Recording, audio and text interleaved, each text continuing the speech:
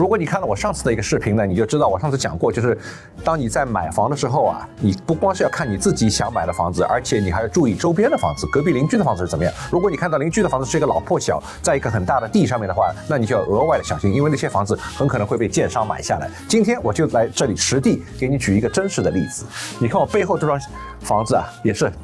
那种老破小之类比较旧、比较小的房子啊，这个地很大很漂亮。这个就是我代表我的建商在半年前买下来的房子。这个房子现在呢是在 pending 的 stage， 要到明年春天可以 closing。对建商来说，这种情况是很正常的，他们都需要一个比较长的 closing time。那而且另外一点呢，这种房子都是卖起来的时候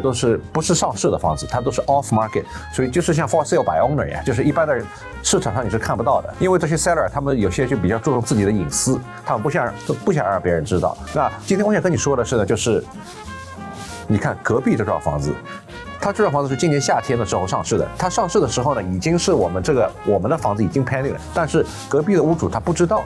隔壁的经纪人也不知道，买家就更不知道了。right 所以呢，它一上市以后1个礼拜就卖掉了，这个区域很好，是很好的一个neighborhood， 很好的一个生活区啊，街道什么都很好，所以他们就买下来了。但是等到明年春天我们 close 了之后呢，我们会在这个 lot 上面造4幢很大的房子，就造在它的隔壁，